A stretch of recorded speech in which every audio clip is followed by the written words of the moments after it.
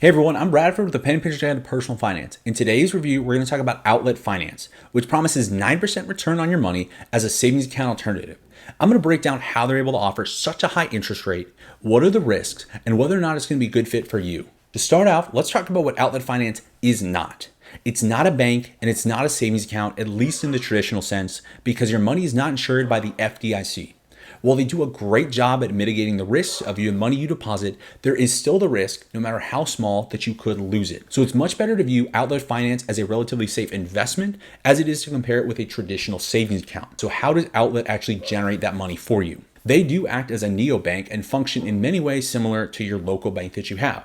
So the reason you're able to earn money on your savings account that you have at your local bank is when you go and you deposit the money, the bank takes that money and they lend it out, whether it's for somebody's mortgage or for a small business loan. And when the borrower pays that money back, they pay it back with interest. The bank takes the majority of it and then they pay you a small percentage in exchange for them being able to use your money to generate those loans in the first place. Now, Outlet Finance does a very similar thing, but instead of lending out US dollars, they're lending out cryptocurrency. So what are the steps involved from you depositing your money to being able to earn that interest back? When you first deposit, let's just say $1,000 into Outlet, they're going to take that money and then they're going to convert it into USDC, which is a stable coin, whereas compared with Bitcoin or Ethereum, where the valuations of each coin in terms of how many dollars it takes to purchase vary widely over time, a stable coin is always going to have a valuation of $1 can purchase one of those stable coins. So when you deposit $1,000, it's automatically converted into 1,000 USDC. At that point, Outlet is able to take together the pool of money from their various different customers after they've deposited their money, and then they're able to go out and find borrowers, whether it's an individual, a small business, brokerage, a hedge fund, or an exchange. Then they're able to take that money and lend it out to those borrowers who pay it back over time. Outlet takes their share of the cut, and then they pay the rest of that interest back to you. So why are they able to generate such high returns compared to your savings account, which might get you 0.25%?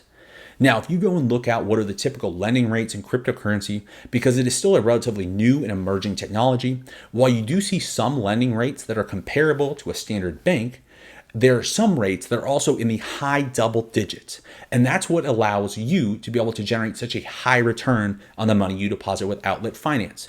They're taking your money, converting it into stable coins, and then lending it out to individuals that want to be able to go and buy and borrow on those coins that require a significantly higher interest rate. While I definitely didn't dive into any of the specifics in terms of the step-to-step process before Outlet is able to generate you that return, that does give you a base picture on what's going on. Probably the question that at least when I was doing my research, I was most concerned about. Since this isn't money that's going to be backed by the FDIC, how does Outlet make sure that you get your money back? So there's basically 3 different scenarios that Outlet lays out in terms of how they're going to guarantee that you get your money back. The first scenario is where everything goes as it's supposed to. You deposit your money, it's lent out, the borrower pays back in time, in full, you get your money, Outlet gets their cut, everybody's happy. Second scenario, the borrower defaults. In this situation, the way to prevent against somebody that defaults and making sure you still get your money back is by requiring them to put up collateral.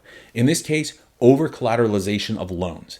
In many cases, if they want to borrow 1 Bitcoin worth of dollars, they're going to have to provide 1.2 or 120%, which is going to be the minimum over collateralization rate that Outlet requires before they can take out a loan. So the collateralization works in the same way that when you go and get a mortgage, the house that you're buying serves as the collateral for that loan. So if you just stop paying your mortgage payments, the bank is going to be able to take that house back that you purchased, sell it, and that's how their investors get their money back. In the same way, Outlet Finance is doing a similar thing by requiring collateral in the form of cryptocurrency before somebody can take out a loan. So if they default on that loan, Outlet Finance, through their smart contracts on the Ethereum network, is able to liquidate that collateral they provided and then pay their investors, which would be you as the customer, back the money that they initially deposited. Now, in the third scenario, cryptocurrency, because it is inherently volatile, somebody might put up 1 Bitcoin, but if the value drops significantly, like we saw last year, how Bitcoin was trading both above $60,000 and also around $35,000, if there is such a significant drop in that valuation, sure, they might have provided collateral, but that basically means it's worth less. And if that person defaults on their loan, you're not going to get all your money back. So how does Outlet provide and safeguard against this? With their smart contracts that they have in place, say the over collateral is required to be 120%. If the value of the collateral that is provided drops below that required amount of 120%, it is automatically liquidated and sold. And then the investors, which would be you after you deposited your money, are going to get your money paid back. But I will say on this last one, after talking to some of the developers over at Outlet Finance, they've never had to rely on either somebody defaulting on their loan or requiring that collateral to be sold.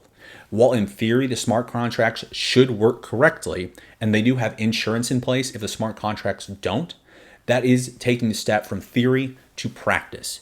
And so that is why there is risk involved. You could still lose your money, and that is very important to understand. Now, before we jump into the pros and cons, and before I give my final verdict on who Outlet Finance is best suited for, let's take a look at what the app actually looks like so you can see what you're going to be dealing with. So here we have the Outlet Finance app itself. This is not my personal account. I'm not able to set one up since I'm a Texas resident. There are several states that are not yet supported by Outlet, but I'll touch on that at the end of the review. It's going to show you how much money you have deposited, how much money you are earning in terms of your interest rate. I do like that it shows you lifetime earnings with an instantaneous earnings rate. It shows you your payout countdown because it is paid out every single month. Projected earnings on a daily and yearly basis. It does have an earnings calculator, which is a standard compound interest calculator that shows you how much money you can earn based on an initial deposit, recurring deposits, and then how long you're actually saving that money for. And then the last part on here that I want to touch on is they do have a referral feature as well as the ability to set up goals in app. While I think it's a nice feature to have, I do think there are other apps out there that do a better job of being able to sync across your various banking accounts, investments, and credit cards to get a better picture of your overall situation that is going on with your personal finances. Clicking on a little card icon, it's just letting you know that they're going to be rolling out a debit card so you can use the money you deposit with Outlet for everyday purchases. Clicking on the little speech bubble down there, they do have in-app customer support, so which is nice. If you have a question or problem, submit it here, and then they should get back to you within 24 hours. And then the bottom right, the little person icon, this is just going to give you your basic information. What's your email address, phone number that you have set up with your account, as well as the address, street address that you are linked to. It's going to give you transfer information, set up security like Face ID and two-factor authentication. Community, they do have a Discord, so if you want to talk to other people that are members of Outlet Finance, you're able to do so. They also have a phone number, an email, and then frequently asked questions, which are the same as what are listed on their website. Then they do have their share and earn feature, which I just touched on, which gives you $10 for every person that signs up and makes a deposit, as well as the ability to earn potentially an extra 1% interest on the money that you have deposited in your account. And so that's it. The app is pretty simple and straightforward, has everything right there. And I do think for what it does offer, it's not really missing anything. And the features do seem to work pretty seamlessly. Now that we have all the pertinent information, let's break down the pros and the cons of Outlet Finance, starting with the pros. I think by far the biggest positive that Outlet has going for it is that they're promising you a 9% return on your investment. At almost a double-digit return, that gives you a return that is competitive with the historical returns of the stock market as a whole, which if you can get 9%, even what's not going to be guaranteed to stay that year to year, if you can get what they've been receiving of 6 to 9.5% on a year-to-year basis as a relatively safe form of investment, that is a great way to maximize the returns that you're getting. A second pro working for Outlet is that because they are standing in as the middleman and trading your money on the Celsius network, you don't have to have an in-depth amount of knowledge on how cryptocurrency works. You don't have to have your own wallet. You don't have to deal with various exchanges, and you don't have to monitor the price of various cryptocurrencies. The return on your money that you're getting is about as passive as it gets. And with the inherent passivity of this investment, it allows you to get in and diversify some of your investments inside the cryptocurrency sphere, which has shown massive growth over the past decade. And while historical returns are no sign of future returns, it is definitely a good way to get your toe in the water and at least diversify your investment in a field that is rapidly growing and gaining wider acceptance. And the last pro I want to talk on is that while there are definite risks with investing, it does seem that they are largely mitigated due to both the over-collateralization as well as the smart contracts that are in place with the insurance that's on top of the smart contracts to make sure that almost regardless of the scenario, you're going to get your money back. And that pro is actually going to be a double-edged sword, which leads me into the cons for Outlet Finance. While they do a great job through the over-collateralization of loans and smart contracts of mitigating the risks the best they can, All of those things are still relatively new and developing technologies, and none of them have actually been put into practice yet, specifically with outlet finance. And taking that step from theory to practice is a whole different animal entirely. If bugs do emerge, that is just putting your money at slightly more risk. Aside from the risks of developing technology, outlet finance is still not FDIC insured. So if the company were to go out of business, or there was some sort of run on the bank, as it were, where everybody tries to withdraw their money at the same time, you could be at risk of losing some or all of the money that you deposited. No one's going to step in and reimburse your money. At that point, you're out of luck. While I don't think this is likely to happen, that risk is still there and it's important to be aware of. And the last thing I want to touch on, which while it isn't specific to outlet finance, it does deal with cryptocurrency in general, is that as cryptocurrency becomes more widespread and more widely accepted and servable as an alternative to the dollar, euro, British pound, while everything starts to become more and more widely used, the interest rates and the lending rates when crypto is concerned are definitely going to go down, and over time will likely become more comparable to traditional bank lending rates. Now, I don't think that should dissuade you from putting your money here to be able to take advantage of these high returns in the short term. It's important to understand that it's not going to be a golden goose that's putting out eggs forever. So what's the verdict? Who is outlet finance most suited for? Let's first talk about who shouldn't be putting their money in there. If you just are trying to find a better place to place your emergency fund so it's working for you and not losing as much value to inflation, you should not look at outlet finance. I'm never going to recommend somebody to put their emergency fund someplace that has a risk greater than zero. Yes, while you are going to be losing some of your value to inflation over time, and especially with the past year, we've seen up to 10% in inflation, inflation isn't going to make your money disappear overnight. While the risks are very small, and I don't think outlet is going to fail or there's going to be a massive run on the banks that takes all your money away, that risk is still there.